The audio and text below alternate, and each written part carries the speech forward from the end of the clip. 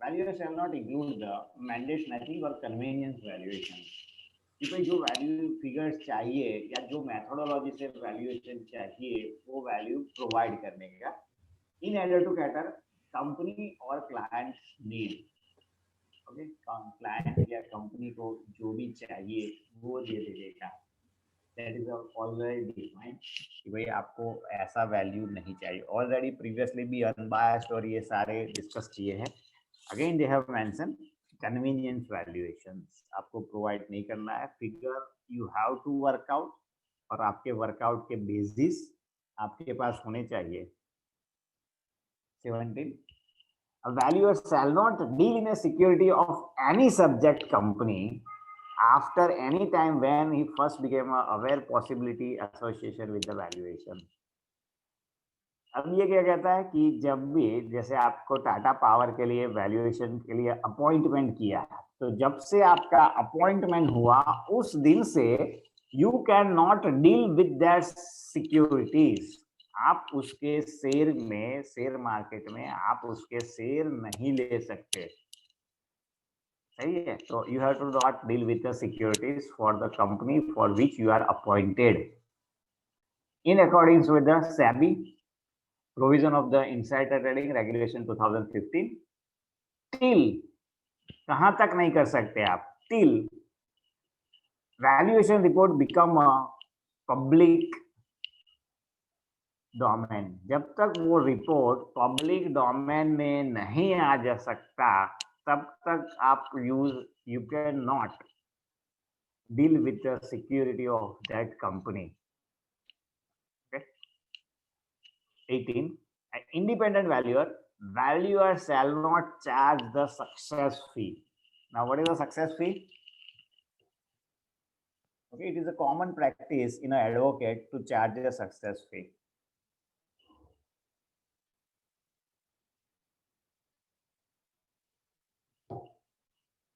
Success fee मतलब आपका काम हो गया तो मेरी फी इतनी, नहीं हुआ तो मेरी फी इतनी.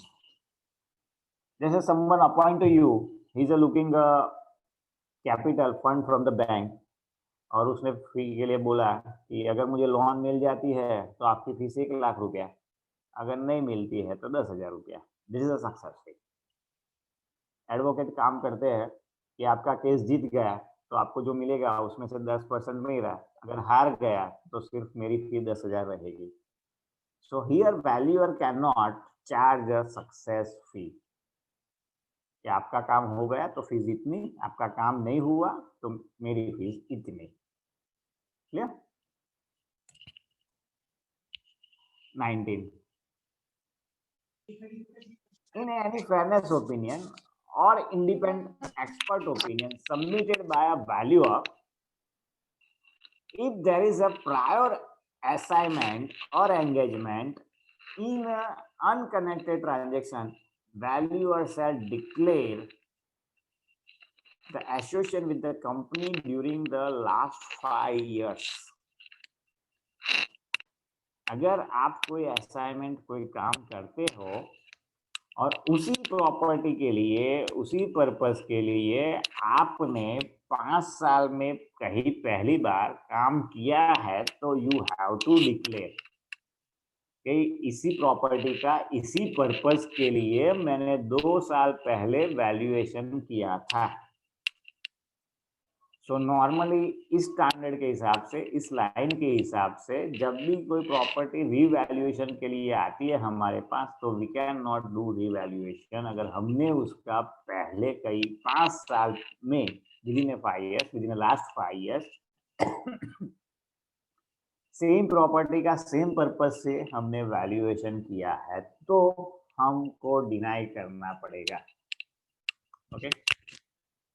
सो 20, valuer shall not use or due together client any other party any confidential information about the subject company which has come to his knowledge without the proper specific authorities unless the legal or professional right or duty to disclose. So during the assignments आपके पास जो भी information आपके provide की गई, जो भी documents आपको provide किया गया ड्यूरिंग द इंस्पेक्शन, जो भी आपके नोटेशंस मिले, वो सारी इंफॉर्मेशन आपको कॉन्फिडेंशियल रखनी है. You have to not share with anyone. हाँ, कहीं पे शेयर कर सकते हैं और कहाँ शेयर करते हैं वो भी आगे आएगा, but all the information you have to keep confidential. आप किसी के साथ भी वो इंफॉर्मेशन शेयर नहीं कर सकते हो. ओके, तो it is a part of the code of conduct. आपका प्रोफेशनल लाइफ कैसा होगा ये कोड ऑफ कंडक्ट बताता है.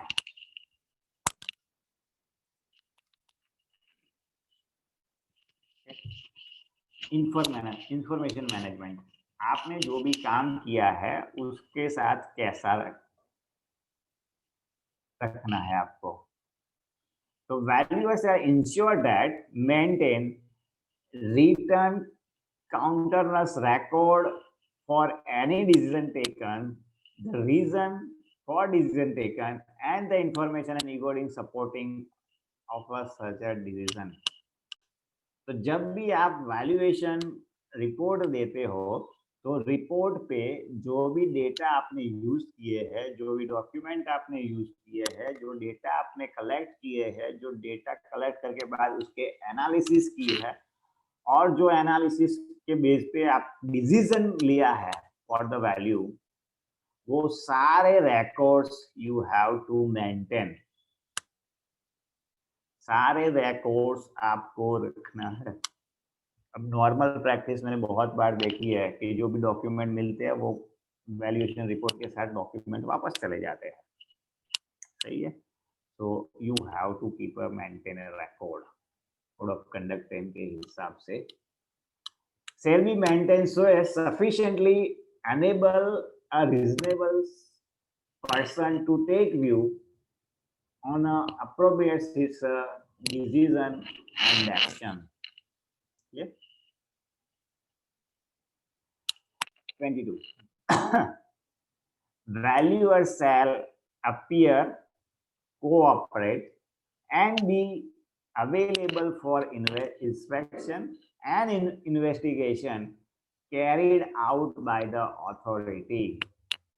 अगर आपके वैल्यूएशन के रिपोर्ट पे अगर कुछ क्वेरी आती है तो वो क्वेरी के लिए you have to appear, cooperate करना है और अवेलेबल रहना है to authority or any person authorized by the authority, registered valuer organization with he is a registered or any other statutory regulatory body. आपके रिपोर्ट के base पे अगर कुछ भी क्वेरी आती है तो अपीयर करना है, कोऑपरेट करना है और अवेलेबल रहना है. Second, 23rd. Valuer shall provide all the information and record as may required by the authority, the tribunal, appellant tribunal, and registered valuation organization. हमने आगे बताया कि you have to not share any information collected during the execution of the assignments. आपको सारी information confidential रखनी है, किसी के साथ शेयर नहीं करनी. But this are the authorities, उनके साथ आप शेयर कर सकते हो इफ दे रिक्वेस्ट. ओके, तो ट्रिब्यूनल, अपीलेंट ट्रिब्यूनल्स और रजिस्टर्ड वैल्यूअर ऑर्गेनाइजेशन अगर आपसे मांगता है तो आपको वो देनी पड़ेगी. क्लियर. अगर कोई और मांगता है तो you have to approach your RVO, registered valuation organisation से आप अप्रोच करके उससे पूछ सकते हो ये मुझसे इंफॉर्मेशन मांगता है, मे आई शेयर और not. Okay. 24. A valuer, while respecting the confidential of information required during the course for performing following service, shall maintain, कहाँ तक, maintain proper working for a period of 3 years. आपको सारे records 3 साल तक रखने हैं। Okay, बहुत बार एक क्वेश्चन आता है। Otherwise such a longer period of the contract done, या कॉन्ट्रैक्ट में जितना टाइम लिखा गया है उतने टाइम तक आपको रखना है,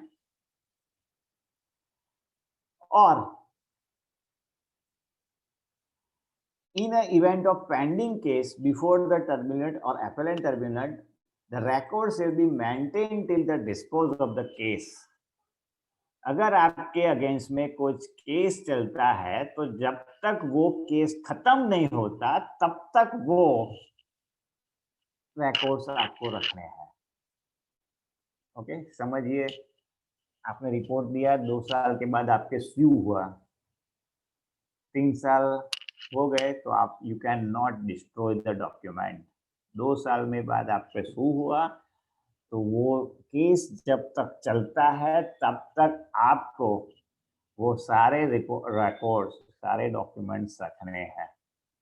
इसका एक इंटरप्रिटेशन ये भी हो सकता है कि 3 साल तक आपके पास कोई इश्यू नहीं हुआ, कोई केस नहीं चला, तो 3 साल के बाद आप उसे डिस्ट्रॉय कर सकते हो।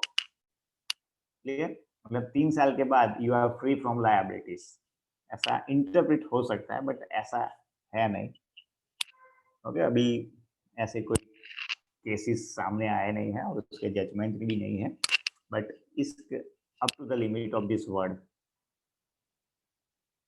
25, a valuer relative shall not accept the gift or hospitality. Next point is a gift and hospitality. So क्या कर सकते हो, आपको गिफ्ट नहीं लेनी है या हॉस्पिटैलिटी भी नहीं ले सकते, which undermines or affect independence as a valuer, जो आपको प्रभावित कर दे आपके जजमेंट में। ना तो गिफ्ट लेनी है, ना तो हॉस्पिटैलिटी लेनी है। Even valuer shall not offer gift or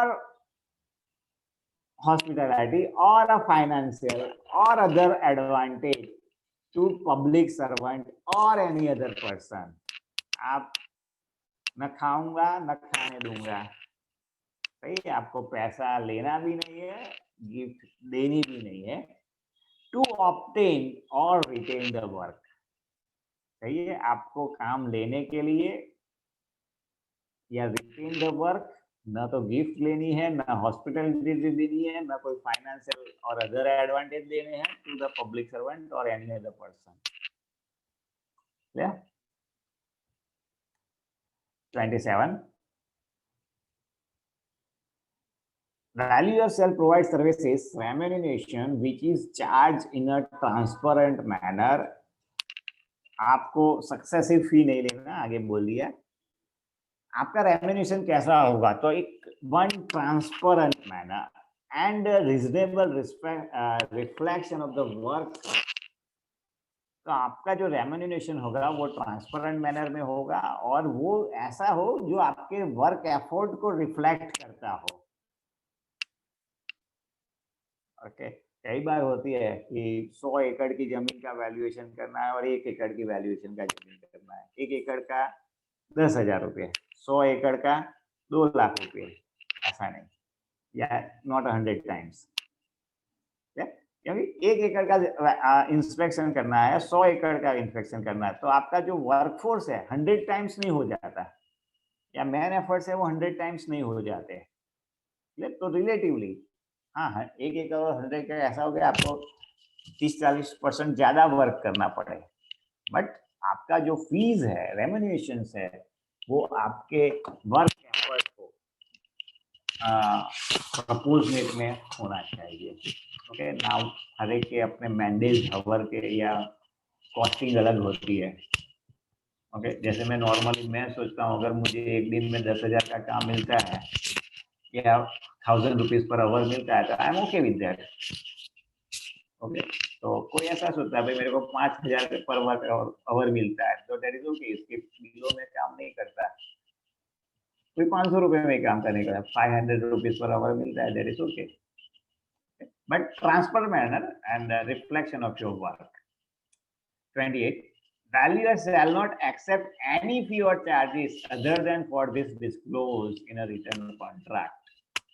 तो आपको वो और कोई अदर फीस नहीं लेनी है, विच इज अ डिस्क्लोज, पहले से डिसाइड हुई है और रिटर्न इन द कॉन्ट्रैक्ट। आपके कॉन्ट्रैक्ट में जो लिखा गया है उसके अलावा कोई फीस नहीं लेनी। 29. Valuers shall refrain from accepting too many assignments, unable to devote adequate time to each. Now it is a restriction. Valuer को इतने ज्यादा भी काम नहीं ले लेने हैं कि वो हर एक असाइनमेंट को सफिशिएंट टाइम न दे सके। Okay, it is a new. आज मैंने देखे वैल्यूअर एक दिन में 20-40 रिपोर्ट निकाल देते हैं। कुछ तो वैल्यूअर ऐसे है जो अनाउंसमेंट करते हैं, एक मंथ में हमने 1 लाख वैल्यूएशन रिपोर्ट की है। सही है। So under the act he not accepting that much to valuer कि वो सभी को एडिक्वेट टाइम दे सके।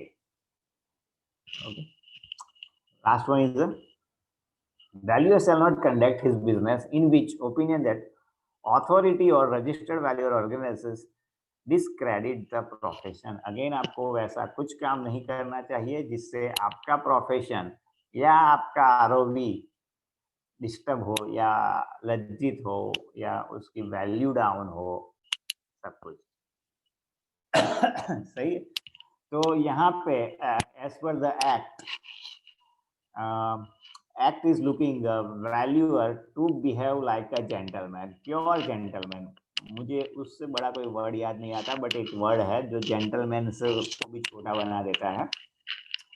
Okay, so you have to behave with interest of the public interest as a gentleman. Unbiased report लेना है without under the any influence or without the any conflict of interest, without the any bias, without the any threat or anything. आप भी जब भी देते हो valuation, you must be competent, have a upgraded skill and knowledge. आपको ना तो ज्यादा फी लेनी है, ना कम फी लेनी है, ना सक्सेस फी लेनी है, ना गिफ्ट देनी है, ना हॉस्पिटलिटी लेनी है, ना कुछ करना है। ओके, सो ट्रूली ऑनेस्ट,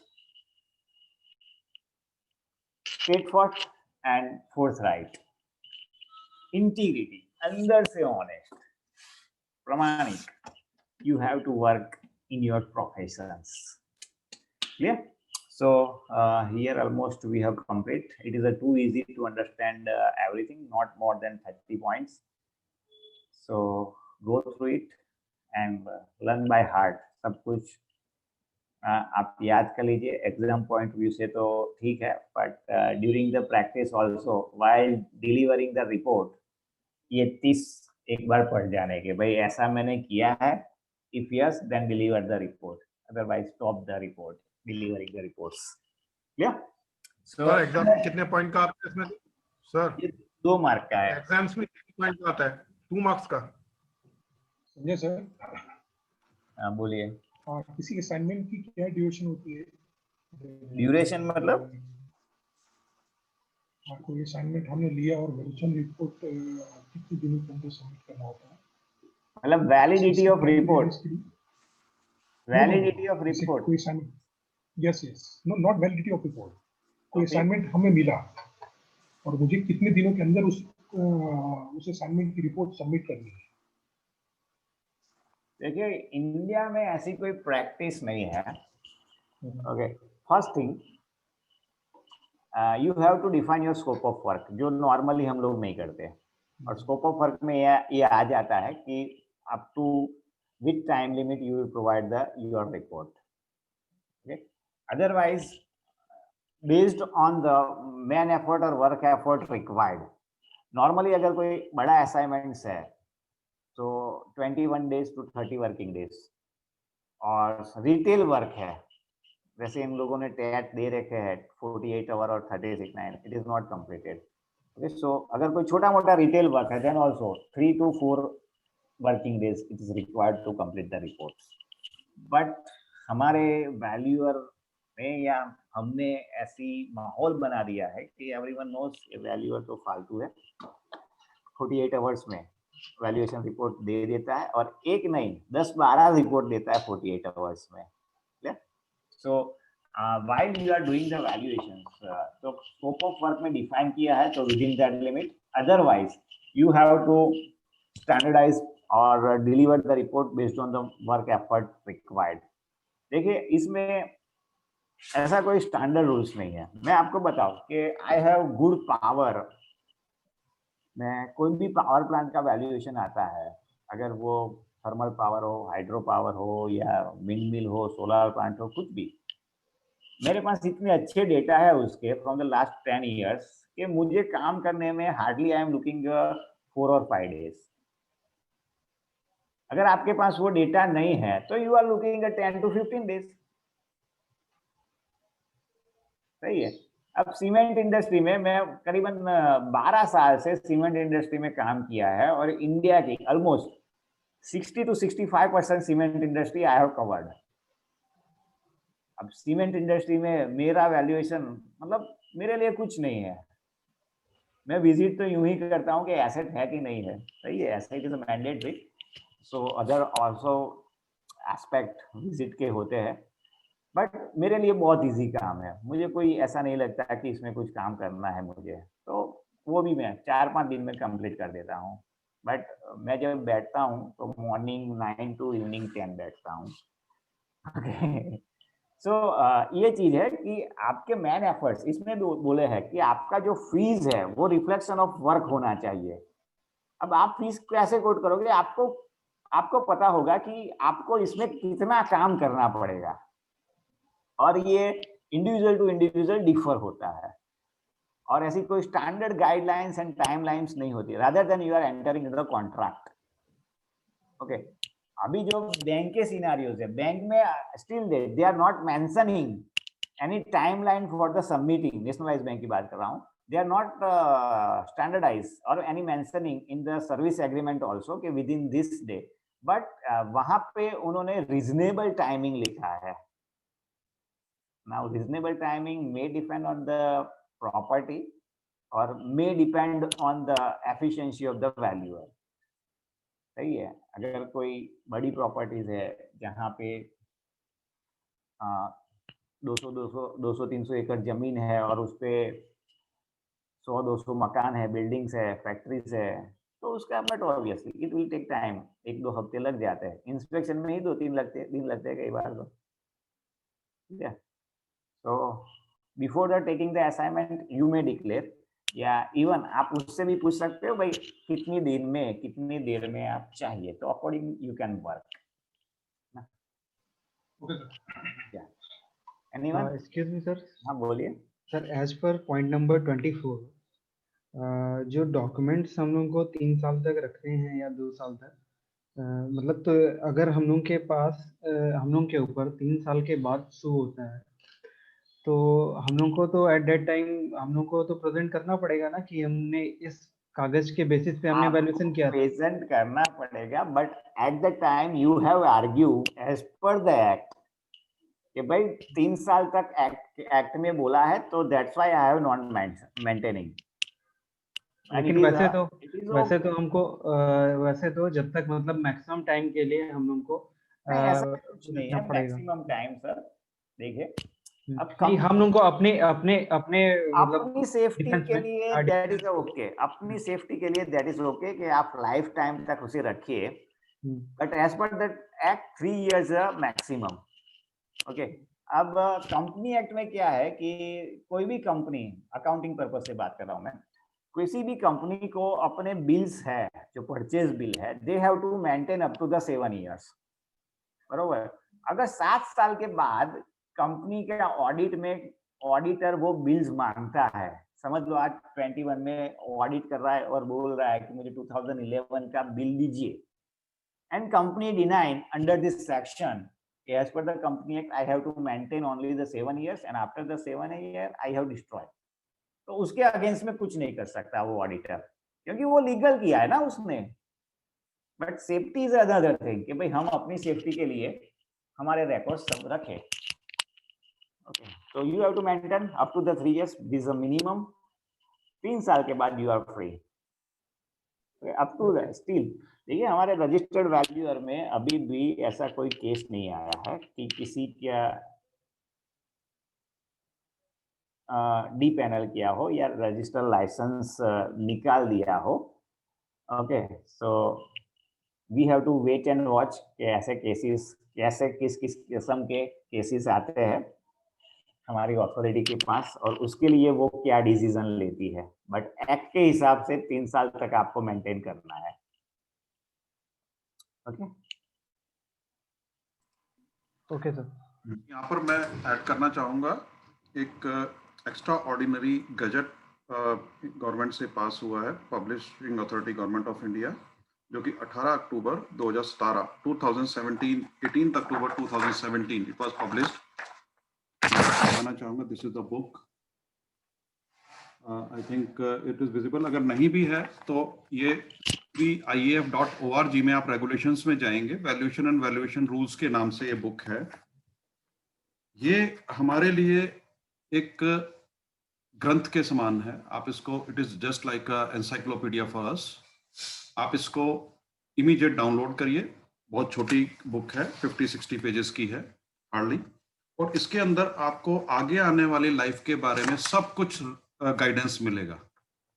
ये 18 अक्टूबर 2017 को पास हुआ है. एक्स्ट्राऑर्डिनरी गजट नोटिफिकेशन है GSR 1316E. Sir photo WhatsApp कर दीजिए group. Conferred by section 247, read with section 458, 459 and 469 of the Companies Act 2013, 18 of 2013. इसके अंदर आप नोट करिए rule 8 page number 43. Rule 8 page number 43, conduct of valuation. मैं Sanjay sir का ही थोड़ा सा आगे आपको कंटिन्यूटी करना चाहूंगा. बेसिकली संजय सर ने सब कुछ उसका एक्सटेंट आपको बिल्कुल क्लियर शॉर्ट फॉर्म में बिल्कुल समझा दिया है. लेकिन अगर आप लॉन्ग टर्म में पढ़ना चाहते हैं तो ये नोट करिए. नेक्स्ट आप page number 48, model code of conduct for registered valuers. इसको दिन में 4 बार पढ़िए. प्रिंट निकालकर अपने बेड के सामने लगाइए, दिन में 4 बार पढ़िए. आगे आने वाले टाइम में हम आपको और थोड़े से टिप्स देंगे, लेकिन इसको पढ़िए. This is rule clause G of rule 7 and clause D of सब रूल 2 ऑफ रूल 12. रूल 12 के अंदर ही हम लोग एजुकेशन कोर्स कर रहे हैं और काफी चीजें रूल 12 के अंदर होंगी जो आप आगे आने वाले टाइम में देखेंगे कंपनी रूल्स एंड रेगुलेशंस में. लेकिन मॉडल कोड ऑफ कंडक्ट यहां से आप उठाएंगे और ये बुक एज इट इज हमारे पास अवेलेबल है रेगुलेशंस में. CEVIAF.org में जाएंगे, रेगुलेशंस का सेक्शन है होम पेज के ऊपर, उसके ऊपर ये बुक अवेलेबल है. आप वहां से इसको डाउनलोड कर सकते हैं. इंग्लिश और हिंदी दोनों में है. और संजय सर ने जो पढ़ाया है बिल्कुल टू द पॉइंट इसके ऊपर पढ़ाया है. और 100% आपको 2 नंबर आने ही चाहिए. एथिक्स तो आपको फॉलो करने ही चाहिए, तो सबको करने ही पड़ेंगे. और लेकिन बाय डिफॉल्ट हमें करने चाहिए. ये हमारे अंदर से एक आवाज आनी चाहिए, हमने एथिक्स फॉलो करने हैं. जैसा संजय सर ने बताया, करना ही पड़ेगा. और नहीं करेंगे तो आगे आने वाले मुश्किल बढ़ सकती है. गवर्नमेंट रेगुलेशंस हैं. अब तक कुछ नहीं था, लेकिन अब आगे आने वाले टाइम में हमें फॉलो करने पड़ेंगे. तो इसको आप जरूर पढ़िए. आज शाम को ही पढ़िए. कल हम इसके बारे में फर्दर डिस्कस करेंगे. अब मैं संजय सर से रिक्वेस्ट करूंगा. सॉरी सर, मैं 2 मिनट के लिए इंटरप्ट किया. नहीं कोई बात नहीं. This is a relaxation time sir, for me. Sandeep sir. हाँ सर, बताइए. Good evening. प्लीज जरा वेबसाइट के नाम जरा फिर से रिपीट कर दी. GEV. आपने बहुत तेजी से बोल दिया सर. अरे सर ये CEVIAF.org ये हमारा ही वेबसाइट है. जिस संस्था में आप काम कर रहे हैं, आपका अपना वेबसाइट है, आपका अपना घर का एड्रेस. CEVIAF.org. CEV मेरे जहां पर मेरी फोटो के नीचे देखिए CEVIAF लिखा हुआ है. CEV फाउंडेशन, CEVIAF आगे .org लगा लीजिए. .org means organisation. RVO means CEVIAF.org. Sir form में देखिए, कहीं भी आप देखिए, हर जगह आपको मिल जाएगा. ये CEV okay sir, okay okay, ठीक है फॉर्म में होगा sir, thank you very much sir, ठीक ठीक ठीक ठीक। ORG मैंने चैट बॉक्स में डाल दिया है, आप इसको क्लिक करिए, आपको सारी जानकारी वहां पर मिल जाएगी, जहां से आपने फॉर्म डाउनलोड किया है, बेसिकली वही वेबसाइट। रेगुलेशंस में थैंक यू सर। आपको कंपनी एक्ट भी मिलेगा, ये वैल्यूएशन एंड वैल्यूएशन रूल्स भी मिलेगा अंडर सेक्शन 247, इसको जरूर पढ़िए और इसके साथ ही हमने आगे लाइफ पूरी कवर करनी है। जी सर, यस सर। या एनी मोर क्वेश्चंस? किसी को कोई दिक्कत, कोई क्वेश्चन हो?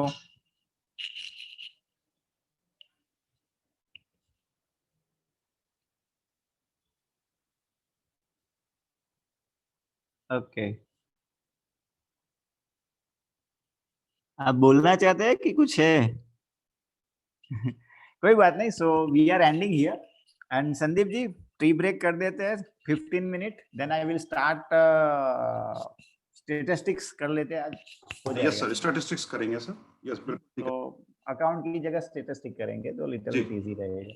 हाँ बिल्कुल सर, इंजीनियर्स के लिए स्टैट्स पढ़ना थोड़ा आसान है अकाउंटिंग से, अकाउंटिंग में आना लाजमी है, वो थोड़ा जरूरी है। अकाउंटिंग में ऊपर से जाएगा, समझ भी नहीं आता तो जी बाउंसिंग हो जाएगा। अभी भी वैसे अब पहला दिन है, पहला दिन डोज देना अच्छा भी नहीं है, धीरे धीरे आगे बढ़ेंगे तो बढ़िया रहेगा। कोरोना का वैक्सीन भी धीरे धीरे लगता है। So friends, we will take a short break. Operation Minutes as instructed by. कोई पार्ट नहीं है स्टैटिस्टिक्स। जी सर, मैं सुन नहीं पाया। स्टैटिस्टिक्स में वो ऑपरेशनल रिसर्च का तो पार्ट नहीं है, कहीं ऑपरेशनल रिसर्च का समय नहीं है सर, इस समय पढ़ने। नहीं सर, नहीं बहुत इजी है। संजय सर का जो पढ़ाने का तरीका है ना, उससे बढ़िया कहीं आपको नहीं मिलेगा। और एक राइट एग्जाम में 100% अटेम्प्ट करके आएंगे।